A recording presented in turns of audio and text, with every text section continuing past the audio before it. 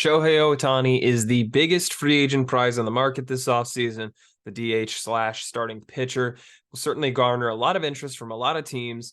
And the Yankees, they might check in, but here's why I think the Yankees could have a shot. And here's why. What are the reasons why the Yankees could eventually end up playing themselves into the Shohei Ohtani sweepstakes? Although I don't think they'll win, but just the thought exercise here. First of all, subscribe if you haven't already. It's the red button down below. You know how to do it.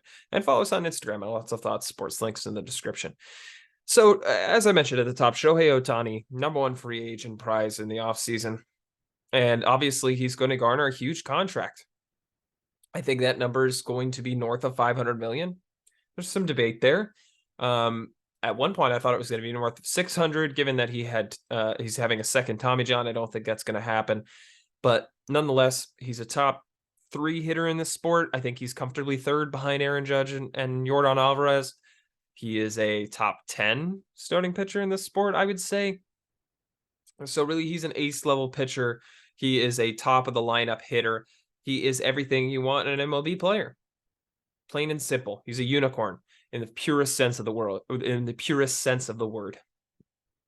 And there's going to be, because of the high price tag, there's going to be a lot of teams that are not in on him. I already made a video about how I think the Giants are going to land him. I think they're the ideal fit for a guy like him. But the Dodgers are obviously going to be invested. The Angels are going to try to re-sign him. The Cubs are invested. The Red Sox, the Mariners might be involved. The Mets, of course, with Steve Cohen's immense spending ability, might be involved. At the end of the day, no one knows what Shohei Ohtani really, truly wants. The Rangers, I didn't even mention, certainly will be involved. We don't know what he prioritizes, and I'm certain it's money, and I'm certain it's also winning in a secondary way. But there's other factors that play into this. I mean, when he was a free agent last, when he was being posted from Japan, he didn't want to sign with the East Coast teams because he preferred the West Coast, preferred closer distance to Japan. And there's also rumors about him not wanting a huge market. That's why he went to Anaheim and signed with the Angels. So we don't truly know what's out there. And because of his supposed restrictions on what can be leaked, we probably won't know a lot about what's going on with Shohei Ohtani until it's pretty close to him signing. Nonetheless, the Yankees are one of those teams that can't afford him. And they're not the big bad Yankees of the 90s where they could sign anyone they wanted. But there's still a team that could have and still does often have an top of the league level budget. So what does that mean for Shohei Ohtani in the market? Listen, the Yankees are not anywhere close to the favorites. The Dodgers have a lot more financial flexibility. Same with the Giants, both of which need a guy like Ohtani as well. The Mets in New York are also going to compete very hard for him. And I also mentioned other teams that are going to have a shot. At the end of the day, if Shohei Ohtani ends up in New York, it's going to be because he's interested in the market. It's going to be because he's interested in wearing the pinstripes and the history of the franchise and the 27 championships and getting them back to where they were and playing with guys like Aaron Judge and Garrett Cole and expecting greatness. And it's going to have to be something where sacrifices are going to be made. Now, a lot of people dismiss the Yankees out of the talk for Shohei Ohtani because he can only play DH on the offensive side of the ball. And the Yankees have Giancarlo Stanton, who has notably had injury history, hasn't played a lot of outfield since he's been with the Yankees after playing it for years with the Marlins. And it's kind of become a DH in the full sense of the word. And while I agree that Stanton is much better suited at DH than in the outfield, I also think the Yankees in 2024 can't be guaranteeing him at bats. Giancarlo Stanton, who batted 200, I'm going to pull up his stats while I'm talking, who batted 200 this past year, is not a reason to not go after possibly the greatest player in MLB history. And I say that with the most admiration possible for Giancarlo Stanton. He's been awesome in the playoffs. He's been a very good hitter for years. This is the first year that he really struggled, this past one. He's been a guy who's performed when they needed it most. He's handled the New York media without issue whatsoever. He's been an ideal Yankee through and through. But at the end of the day, last season, he had 415 plate appearances, 371 at bats. he batted 191 with a 275 on base percentage and a 420 slugging. The previous year, in 110 games, he batted 211 with 297 on base percentage and a 462 slug. So that's back-to-back years where he's played between 100 and 110 games and looked not good. I mean, you could argue that 2022 was an outlier, especially since he was an all-star that year, but then he puts up a season like 2023, and you start to wonder. What the last 4 years of that contract's going to look like. You start to wonder if there's a world where he's not playing for the Yankees in the near future. And while I don't think that's the case, and while I think he has better baseball in him than he's shown the last 2 years, if I'm the Yankees, I'm not guaranteeing him DH days every single day of the season. So what does that look like if they sign Ohtani? That means Stanton's going to play part of the time in left field. That means he might play part of the time in right field and you move Judge over. That means you might have Shohei Ohtani try out at first base just to see how that looks.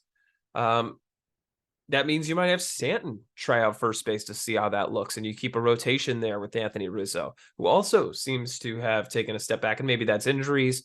I lean to the fact that it's probably his injury last year after colliding with Fernando Tatis, that he had a bad second half of the season. But it allows you a few more bats that you can rotate in and out, and in a playoff situation, you feel a lot better with Giancarlo Stanton in left field than guys you relied on last year like Oswaldo Cabrera, Aaron Hicks, et cetera, et cetera. So that's the first level. Giancarlo Stanton, I don't think, should be an obstruction. Second of all, the Yankees need a big move. They had a season last year, one of their worst in recent memory. Despite finishing over 500, they were in fourth place in the division, and they were distance behind first place Baltimore Orioles.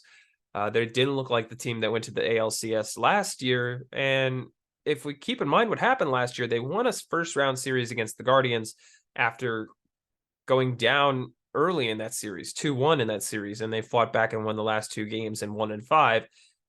And then they got swept by the Houston Astros. Their rivals since the 2017 cheating scandal got them again. And the Astros, they've upgraded at manager, in my opinion. Love Dusty Baker, but at the end of the day, he was not there to make genius baseball decisions. He was there to be prepared. He was there to change the culture, and that's exactly what he did. They made an upgrade at manager. They're always going to be looking for an upgrade in a open free agent market for a guy that enjoys winning, right? Think Justin Verlander signing those 1-year deals, right? I could see, or Jose Abreu last year signing with them. I could easily see something like that where we sit there and wonder, wow, how could they even get better? And when you're going from back-to-back seasons where you get swept out of the ALCS, and this year you perform very poorly, and you didn't really go all in at the deadline, or you didn't really sell, and you kind of fizzled out, they need to make a big move. I don't know what that big move is. Maybe it's trading for Juan Soto. Maybe it's signing Yoshinobu Yamamoto out of Japan. Or maybe it's signing Shohei Ohtani.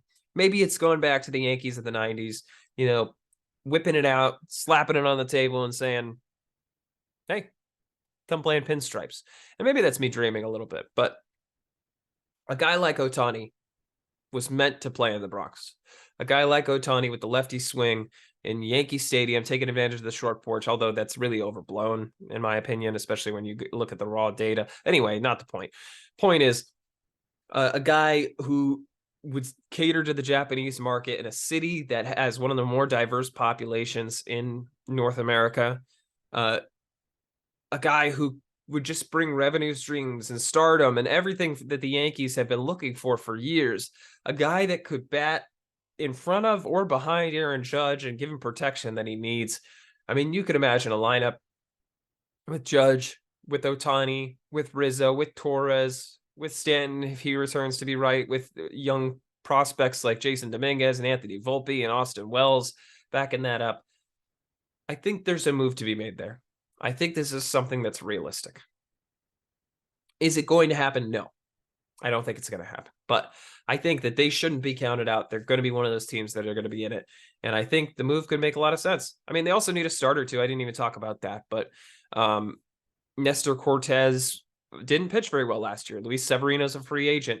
Clark Schmidt struggled down the stretch. Michael King looks impressive. Obviously, Garrett Cole's going to be there in the rotation. You're going to expect a bounce back from Carlos Rodon because you have to.